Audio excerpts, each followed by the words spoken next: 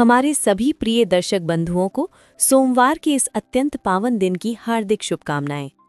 दर्शक बंधुओं, आज हम जिस कथा को सुनने जा रहे हैं वो मनुष्य के जीवन में भटक चुकी दिशा को फिर से स्थिर करने वाली एक दैवीय प्रक्रिया है। ये कथा है भगवान महादेव की कृपा की, धैर्य की और उस शक्ति की जो हर मनोकामना को उसी समय पूर्ण करती है जब मनुष्य उसके योग्य बनता है। शास्त्रों में कहा गया है, जो व्यक्ति सोमवार के दिन श्रद्धा से भगवान शिव की व्रत कथा सुनता है, उसके जीवन में चल रही मानसिक अशांति धीरे धीरे शांत होने लगती है। विवाह में आ रही बाधाएं दूर होने लगती हैं। संतान सुख की कामना करने वालों को आशीर्वाद प्राप्त होता है। रोग, भय और अज्ञात चिंता कम होने लगती है और जो मनोकामना मन में दबाकर मनुष्य जी रहा होता है, उसके लिए मार्ग खुलने लगता है। लेकिन दर्शक बंधुओं, शिव कथा तभी पूर्ण फल देती है जब उसे पूरा श्रद्धा से सुना जाए। शास्त्रों में स्पष्ट कहा गया है, कोई भी पावन कथा यदि बीच में छोड़ दी जाए तो उसका पूर्ण फल प्राप्त नहीं होता। अधूरी कथा मन में भ्रम छोड़ जाती है और वही भ्रम जीवन में बार बार दुख का कारण बनता है। इसलिए दर्शक बंधुओं, आज सोमवार के इस पावन दिन जब हम भगवान महादेव की कृपा से जुड़ी इस प्राचीन कथा को सुनने जा रहे हैं, तो आपसे विनम्र निवेदन है, इसे प्रारंभ से अंत तक अवश्य सुनें। यदि आप स्वयं को महादेव का सच्चा भक्त मानते हैं तो इस पावन संदेश को अधिक से अधिक शिव भक्तों तक अवश्य पहुंचाइए। वीडियो को लाइक करें और हमारे चैनल अंतर्ज्ञान को सब्सक्राइब करना न भूलें। साथ ही कमेंट में ओम नमः शिवाय अवश्य लिखें, क्योंकि महादेव का नाम स्मरण कथा के फल को कई गुना बढ़ा देता है। दर्शक बंधुओं, ये कथा उस युग की है जब धर्म केवल ग्रंथों में नहीं, मनुष्य की जीवन में जिया जाता था। हिमालय की पावन पर्वत श्रृंखलाओं के दक्षिण में एक प्राचीन नगर था, सोमपुर। ये नगर छोटा था पर श्रद्धा से परिपूर्ण। इसी नगर में निवास करती थी एक स्त्री जिसका नाम था माधवी। माधवी नाम के समान ही मधुर स्वभाव की स्त्री थी, पर उसका जीवन सदैव मधुर नहीं था। माधवी का विवाह एक साधारण किंतु परिश्रमी पुरुष देवदत्त से हुआ था। वर्षों बीत गए पर माधवी की गोद सूनी रही। समाज के तीखे शब्द उसके हृदय को प्रतिदिन घायल करते। कोई कहता ये स्त्री अभागी है, कोई कहता इसके कर्म दोषपूर्ण हैं, पर माधवी ने कभी भगवान को दोष नहीं दिया। वो हर सोमवार प्रातः उठकर नदी में स्नान करती और एक शिवलिंग पर जल अर्पित करती। एक सोमवार जब माधवी शिव मंदिर में दीप जला रही थी तो एक वृद्ध ब्राह्मण ने उससे कहा, पुत्री, क्या तू केवल जल चढ़ाती है या कथा भी सुनती है? माधवी चुप हो गई। उसने कभी व्रत कथा नहीं सुनी थी। ब्राह्मण मुस्कुराए। शिव पूजा तब पूर्ण होती है जब कथा हृदय तक पहुंचती है। ये वाक्य माधवी के मन में गूंजता रहा। उसी दिन माधवी ने पहली बार संकल्प लिया, हे महादेव, अब मैं केवल पूजा नहीं, आपकी कथा भी सुनूंगी। दर्शक बंधुओं, यहीं से कथा आरंभ होती है, क्योंकि जब मनुष्य सुनने लगता है तभी जीवन बदलने लगता है। ये कथा हर उस व्यक्ति के लिए है जो मन से टूट चुका है, हर उस स्त्री के लिए है जो अपनी मनोकामना आंसुओं में छुपा रही है, हर उस भक्त के लिए है जो महादेव पर विश्वास तो करता है पर उत्तर की प्रतीक्षा में है। आगे आप जानेंगे माधवी का जीवन किस बड़ी परीक्षा से गुजरेगा, सोमवार व्रत उसके जीवन में पहला परिवर्तन कैसे लाएगा और महादेव किस संकेत के माध्यम से उससे संवाद करेंगे। उसी रात माधवी शीघ्र सो गई, पर नींद गहरी नहीं थी। स्वप्न में उसने देखा एक विशाल शमशान भूमि, चारों ओर मौन, और मौन के बीच डमरू की ध्वनि। एक गंभीर स्वर गूंजा, पुत्री, क्या तू केवल फल चाहती है या परिवर्तन भी? माधवी घबराकर उठ बैठी। हृदय तेज धड़क रहा था, पर मन में भय नहीं था, एक अजीब स्थिरता थी। अगला सोमवार माधवी के लिए साधारण नहीं था। उसने सूर्योदय से पूर्व स्नान किया, सफ़ेद वस्त्र धारण किए, मौन व्रत रखा। जब वह शिव मंदिर पहुंची तो वहां कथावाचन आरंभ हो चुका था। कथावाचक कह रहे थे, जो शिव कथा संतान कामना से सुनता है उसे धैर्य का वरदान पहले मिलता है। माधवी की आंखों से अश्रु बह निकले। मंदिर से लौटते समय कुछ स्त्रियां आपस में फुसफुसाई, देखो वही माधवी है, कितने व्रत कर ले, क्या बदलेगा? ये शब्द तीर की तरह हृदय में चुभे, पर माधवी मौन रही। शास्त्र कहते हैं, जब शिव परीक्षा लेते हैं तो समाज को माध्यम बनाते हैं। कुछ ही दिनों बाद देवदत्त का कार्य बंद हो गया। घर में अन्न की कमी हो गई। देवदत्त व्याकुल होकर बोला, माधवी, अब व्रत छोड़ दो, ईश्वर हमारी नहीं सुनते। माधवी ने धीरे से कहा, यदि महादेव परीक्षा ले रहे हैं तो मैं बीच में कैसे रुक जाऊं? यही वाक्य उसकी पहली साधना थी। दूसरे सोमवार माधवी और भी कमजोर थी। शरीर में बल नहीं था, पर मन अडिग था। उसने शिवलिंग पर जल चढ़ाया और कथा सुनी। कथा में कहा गया, जो मनुष्य कष्ट में शिव को याद करता है वह धीरे धीरे स्वयं शिव स्वरूप बनने लगता है। माधवी को लगा मानो ये शब्द उसी के लिए हों।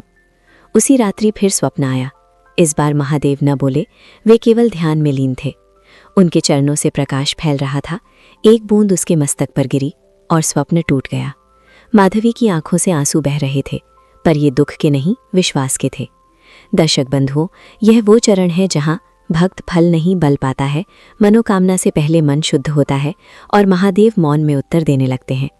अब कथा और गहराने वाली है। माधवी के जीवन में सबसे बड़ा संकट क्या होगा? क्या देवदत्त का विश्वास टूटेगा? शास्त्र कहते हैं, जब भक्त सहन करना सीख ले तब ईश्वर उससे सबसे प्रिय वस्तु की परीक्षा लेते हैं। अब माधवी के जीवन में वही समय आ पहुंचा था। तीसरे सप्ताह के आरंभ में ही सोमपुर गांव पर अजीब सा सन्नाटा छा गया। आकाश धूसर था, हवा रुकी हुई थी और लोगों के मन में अज्ञात भय। उसी दिन देवदत्त खेत से घबराया हुआ लौटा। उसका चेहरा पीला था, आंखों में डर। उसने कांपती आवाज में कहा, माधवी, खेत की फसल पूरी तरह नष्ट हो गई है। माधवी कुछ क्षण मौन रही। उसने धरती पर बैठकर माथा टेक दिया, पर कोई विलाप नहीं, कोई प्रश्न नहीं, केवल एक वाक्य, महादेव जो करेंगे उसी में कल्याण होगा। रात गहराई, दीपक की लौ डगमगाने लगी। देवदत्त अचानक फूट पड़ा। हर सोमवार व्रत, कथा, पूजा और बदले में केवल कष्ट, क्या यही है तुम्हारे शिव? माधवी कुछ न बोली। उसकी आंखों से एक बूंद भूमि पर गिर पड़ी। वो बोली, शायद वे मुझे नहीं, हम दोनों को परख रहे हैं।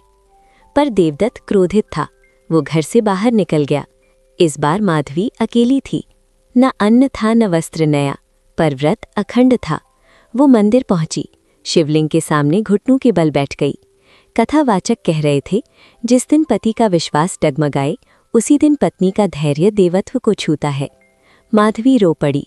उसने मन में कहा, हे नाथ, यदि मेरी आस्था में कमी है तो मुझे दंड दो, पर मेरे पति का हृदय मत तोड़ो। मंदिर से लौटते समय गांव के कुछ लोग उसके सामने आ खड़े हुए। एक ने कहा, माधवी, अब भी नहीं समझी, शिव तुमसे रूठे हैं। दूसरा बोला, औरत का अधिक धर्म घर उजाड़ देता है। माधवी ने शांत स्वर में कहा, धर्म कभी घर नहीं उजाड़ता, अहंकार उजाड़ता है। लोग चुप हो गए। उसी रात देवदत्त तेज बुखार में तपने लगा। शरीर जलने लगा। वैद्य बुलाए गए। जड़ी बूटियां बेअसर रहीं। गांव में कहा जाने लगा, ये दैवी प्रकोप है। माधवी पूरी रात उसके सिरहाने बैठी रही, न सोई न थकी, केवल ओम नमः शिवाय का जप। रात के अंतिम पहर जब माधवी की आंखें मूंदने लगीं, तभी उसने अनुभव किया, कक्ष में शीतलता फैल रही है।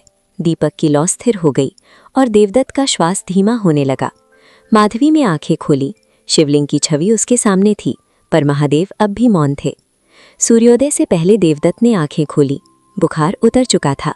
वो कमजोर स्वर में बोला, माधवी, मैंने स्वप्न में एक साधु को देखा। उन्होंने कहा तेरी पत्नी तुझे बचाएगी। माधवी ने आंसू पूछे और मन में कहा, नाथ, मैं समझ गई, ये अभी अंत नहीं। दर्शक बंधुओं, ये कथा का वो मोड़ है जहां आस्था अकेली रह जाती है, समाज विरोधी बन जाता है और ईश्वर मौन होकर सबसे गहरी कृपा बरसाते हैं। आगे आप जानेंगे, क्या देवदत्त पूर्ण रूप से बदल जाएगा? कौन सा रहस्य माधवी के जन्म से जुड़ा है और महादेव किस स्वरूप में प्रत्यक्ष होंगे? शास्त्र कहते हैं, ईश्वर संकट हरने से पहले सत्य उजागर करते हैं। अब वो समय आ गया था जब केवल देह का रोग नहीं, मन का अज्ञान भी भंग होना था। भोर की किरणें घर के आंगन में उतरीं। देवदत्त चारपाई पर बैठा था। शरीर कमजोर था, पर मन अशांत। उसकी दृष्टि माधवी पर पड़ी, जो तुलसी चौरे पर जल अर्पित कर रही थी। वो कुछ कहना चाहता था, पर शब्द गले में अटक गए। अंततः देवदत्त बोला, माधवी, जब मैं पीड़ा में था तब तुम्हारा चेहरा मेरे सामने था, और जब मैं स्वस्थ हुआ तब मुझे अपने शब्द काटने लगे। माधवी धीरे से मुस्कुराई।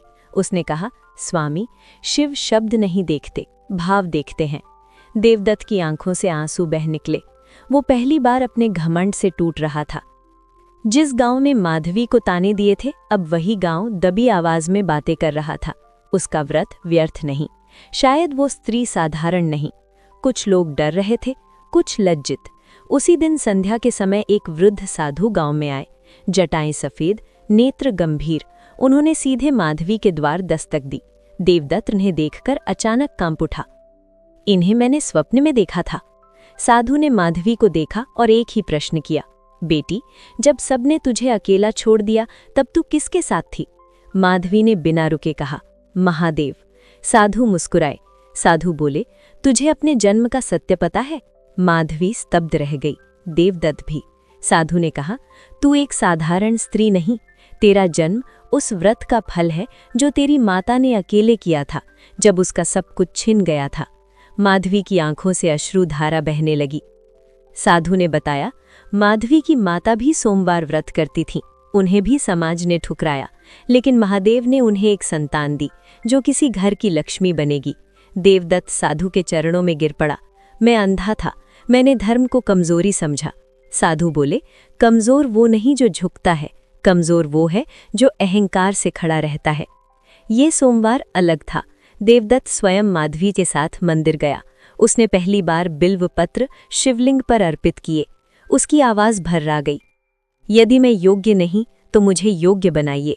जैसे ही आरती हुई, मंदिर का घंटा अपने आप बज उठा। हवा चल पड़ी, दीप प्रज्वलित रहे, दर्श दिखाई नहीं दिए। लोग सिहर गए।